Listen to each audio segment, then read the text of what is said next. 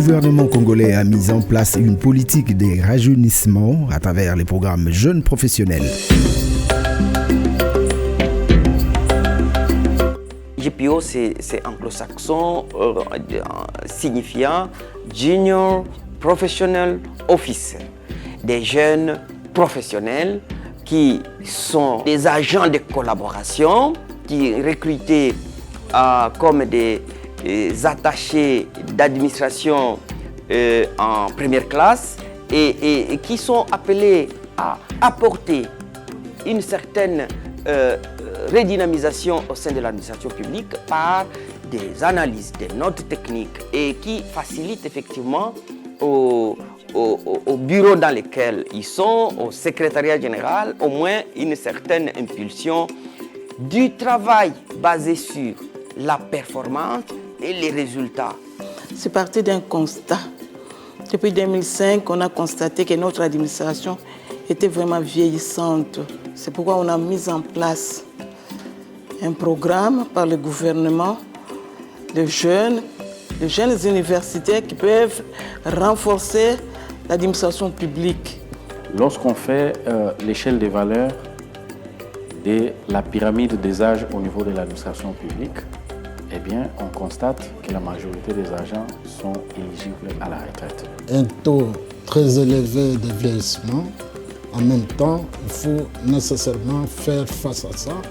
C'est pourquoi les gouvernements, avec la Banque mondiale, se sont accordés pour qu'on puisse procéder au recrutement de jeunes professionnels. Et ces 1000 jeunes-là doivent être affectés dans toutes les administrations déconcentrées. On avait d'abord 11 provinces, maintenant nous avons 26 provinces. Et alors il y a des provinces où il n'y a pas des administrations qui fonctionnent effectivement. Et donc, à travers ces projets, à travers ces recrutements des 1000 jeunes, on aura maintenant les JPO qui seront représentés dans toutes les provinces de la République démocratique du Congo.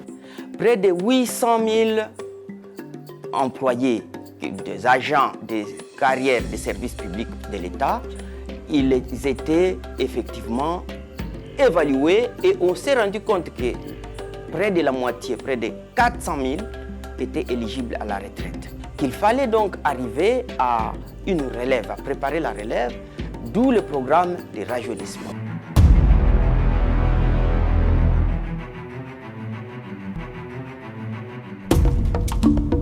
Il est question ici du recrutement des 1000 jeunes professionnels. Une opération qui a donc beaucoup d'impact, il faut le dire. Nous avons commencé le recrutement en 2010. Là, on a recruté 54 qui ont été affectés à l'époque au BSECO. En 2012, on a recruté 107. En 2015, le recrutement a continué. Nous avons recruté 543. Et en 2018, en février 2018, nous avons recruté 1000 jeunes professionnels. Il faut noter que ces recrutements s'est fait sur base des critères et ces nouvelles recrues seront soumises à un test pour sonder leurs compétences. Dans les années passées, avant la réforme, le recrutement se faisait sans critères. Mais pour le moment, avec ce programme du JPO, nous recrutons les jeunes universitaires avec les critères bien définis. Le recrutement a comme fondement la loi portant statut des agents des carrières de services publics de l'État. Et dans ces critères, il faut être d'abord de nationalité congolaise, il faut avoir des aptitudes morales avérées, il faut avoir aussi des aptitudes physiques assez représentées. Eh bien, il faut avoir un niveau d'études universitaires, Bac plus 5, donc licencié, comme nous l'appelons ici chez nous. Eh bien, il faut avoir une tranche d'âge d'au moins 35 ans. Parmi les 1000 jeunes, nous avons pu dégager 79 profils, c'est-à-dire 79 différentes filières. Les plus fréquents ont fait le droit, l'économie, la médecine, les sciences politiques et administratives, les sciences administratives, l'économie etc. Mais les plus rares des filières, nous avons trouvé les cas de la zootechnique, la pharmacie, la science du sol, etc. Évidemment, nous avons tenu compte des spécificités de chaque province.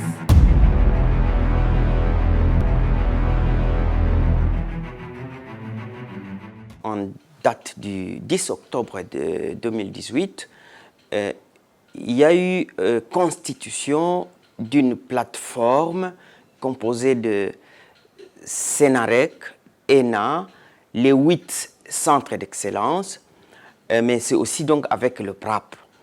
Et que cette plateforme a abouti au cours de l'atelier du 27 au 28 novembre 2018 à la signature justement d'un protocole d'accord ENA, PRAP, Senarec, PRAP, les 8 centres d'excellence avec le projet, pour en effet confirmer et accepter que toutes les parties prenantes vont devoir effectivement dérouler le processus de la formation des 1000 jeunes professionnels. Et c'est avec même cette plateforme et cet atelier que les outils pédagogiques, y compris les 16 modules de formation des 1000 jeunes, qu'effectivement, toutes les parties ont vraiment affirmé que pendant toute la phase du processus de la formation, les outils pédagogiques et toutes les autres conditions techniques, logistiques, administratives devraient être standards pour ce qui est des 26 sites de formation des 38 jeunes respectifs dans les 26 provinces. Les résolutions issues de cet atelier et contenues d'ailleurs dans le protocole d'accord ont abouti à la visite de tous ces sites du 24 décembre jusqu'au 29 décembre. Les missions se sont dirigées justement vers pratiquement toutes les villes, les chefs-lieux, tous les chefs-lieux pour vérifier si ces salles vraiment répondraient à des critères pour organiser une formation. Les 8 centres d'excellence devaient rayonner plusieurs autres sites pour assurer que le déroulement pourrait se passer correctement. Et ces visites-là avaient pour objectif, entre autres aussi, de publier les avis à manifestation d'intérêt pour les recrutements des formateurs de ces 1000 jeunes. Et donc, cet ami a permis aussi d'avoir des formateurs au moins qui viendraient de toutes les provinces. Et 202 formateurs ont été donc recrutés et après justement cette étape de la visite des sites. La visite des sites supposée, maintenant, on a des formateurs recrutés sur base de la méritocratie. Mais il faut les niveler. Peut-être qu'il faudrait se rassurer que ces formateurs disposent effectivement, réellement, des qualités requises pour assurer une formation d'adultes. Il fallait aussi que les formateurs, on puisse se rassurer qu'ils vont devoir dérouler ce processus sur base des techniques d'ingénierie vraiment liées à l'andragogie, d'où l'activité de mise à niveau.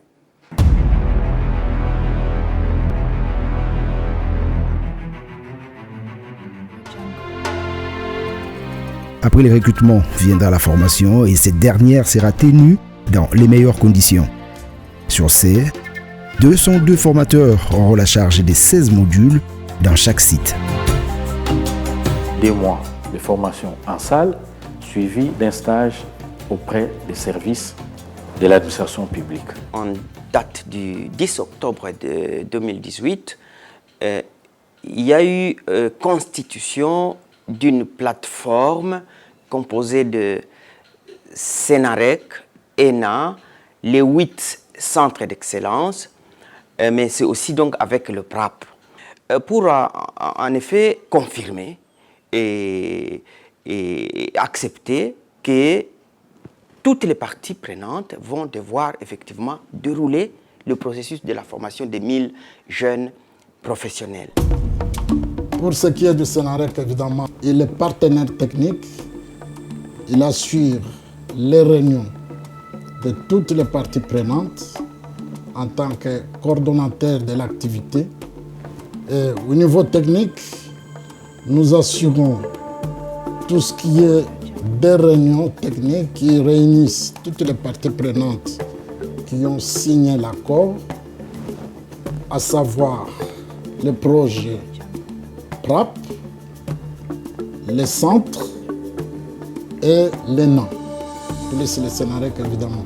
Toutes les parties ont vraiment affirmé que pendant toute la phase du processus de la formation, les outils pédagogiques et toutes les autres conditions techniques, logistiques, administratives devraient être standards pour ce qui est des 26 sites de formation des 38 jeunes respectifs dans les 26 provinces.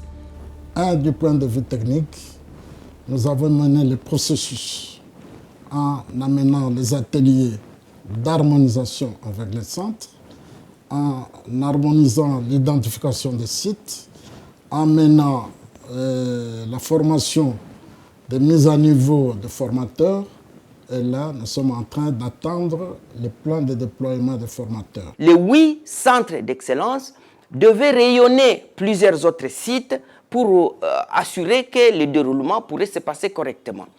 Et ces visites-là avaient pour objectif, entre autres aussi, de publier les avis à manifestation d'intérêt pour les recrutements des formateurs de ces 1000 jeunes. Et donc, cet ami a permis aussi d'avoir des formateurs au moins qui viendraient de toutes les provinces. Et 202 formateurs ont été donc recrutés. Et après justement cette étape de la visite des sites. Et les centres ont lancé l'AMI au niveau de leurs ressources, c'est-à-dire au niveau de leurs provinces et leurs antennes. Ils ont récolté les CV. Ces CV nous ont été transmis au Senarec et le Senarec les a transmis au comité pédagogique qui est présidé par l'École nationale d'administration ENA.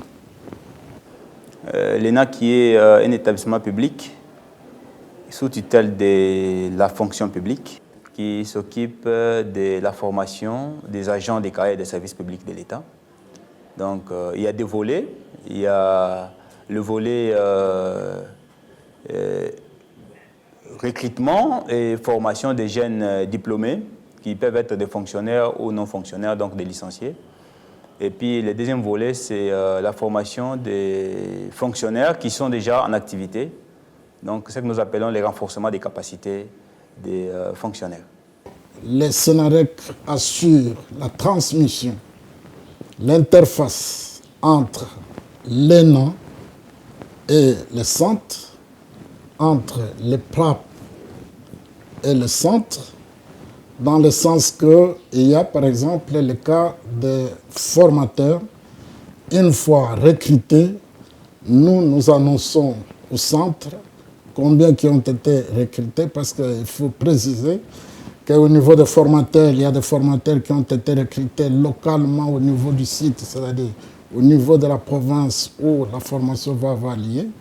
Et par manque de l'expertise, les autres postes de formation devraient être assurés par d'autres formateurs qui devraient venir, soit d'une autre province voisine, soit de Kinshasa. Il y a des équipes qui se sont déplacées, Kinshasa et aussi dans différents centres, pour aller sur place dans les sites, afin de recueillir les différents CV des potentiels formateurs qui désiraient intervenir dans ces processus.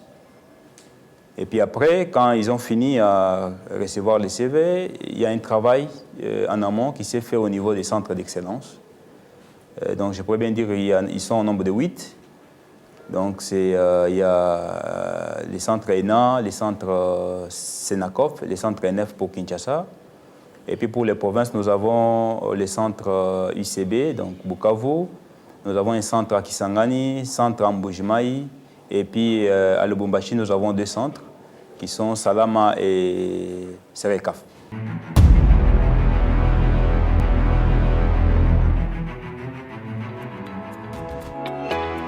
Et ces formateurs eux-mêmes aussi seront soumis à une formation des formateurs.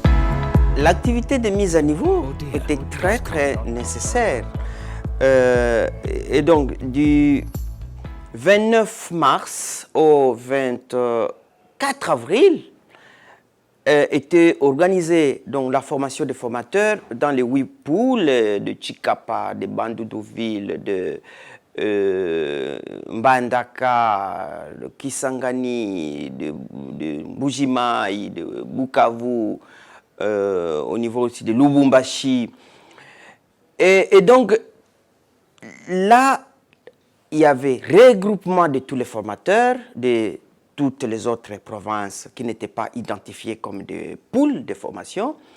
Et ces regroupements des formateurs, mais j'ajoute, et des superviseurs, puisque la salle aussi disposera dans toutes les provinces, dans tous les sites, de 26 superviseurs pédagogiques et 26 superviseurs administratifs. Des kits ont été envoyés d'ailleurs dans les différentes provinces de la République démocratique du Congo en vue de mettre ces jeunes recrues dans de bonnes conditions de travail. Plusieurs kits pour le moment ont quitté Kinshasa pour être acheminés à Lubumbashi, à Mbujimayi, à Kisangani, à Bukavu. Chaque centre va maintenant redéployer au niveau de ces sites des rayonnements. J'attendais par là les recueils de textes, les flash disques, les stylos, les blocs-notes, les cartables. Et là, on attend aussi qu'effectivement les ordinateurs portables soient mis à la disposition des jeunes professionnels. Et avec des recueils dénommés les cadres stratégiques de réforme de l'administration publique, ça constitue donc le kit qui sont déjà pour le moment en train d'être déployés. Dame, le secrétaire général en charge des actifs a transmis toutes les listes au niveau des divisions et a même établi une note circulaire. Cette note, c'est un acte justement qui couvre cette période de formation des 1000 jeunes professionnels sur toute l'étendue de la République. À part, en dehors de cette note, il y a aussi la note circulaire qui permet à ce que le programme Jeunes Professionnels puisse être tout à fait clarifié dans un manuel des procédures du programme Jeunes Professionnels. Et ce manuel est distribué dans toutes les administrations. Et c'est confirmé par la note circulaire du ministre pour effectivement rendre ça tout à fait officiel.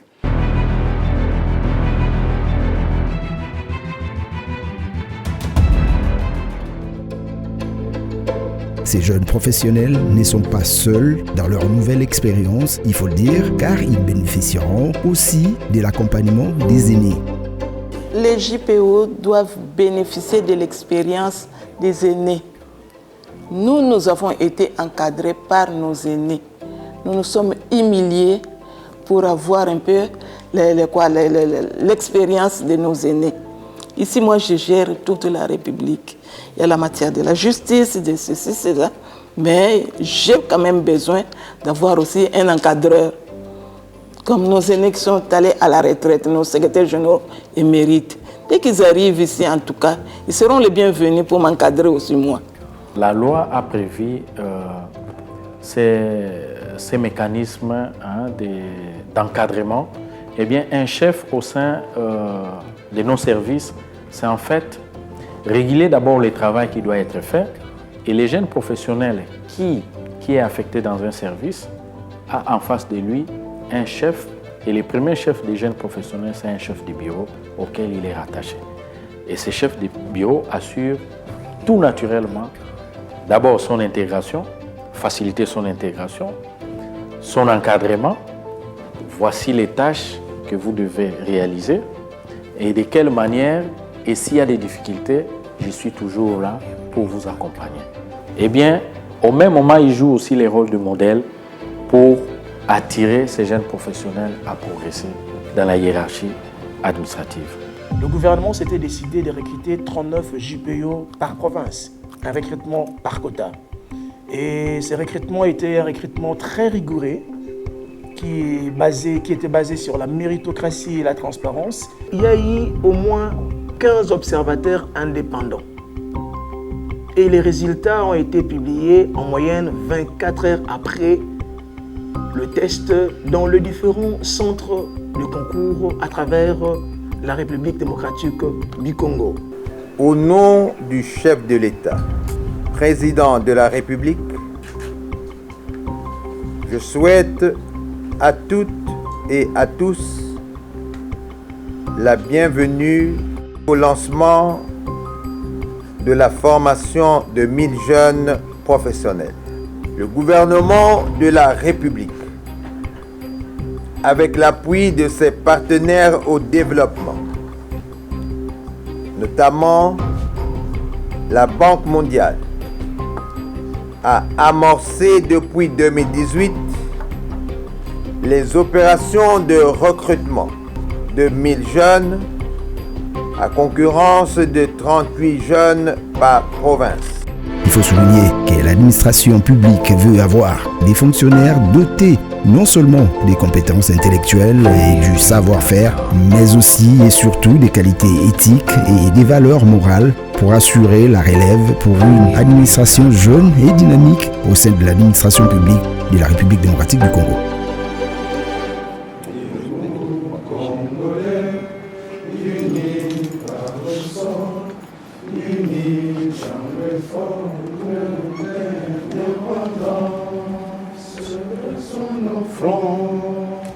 Longtemps courbé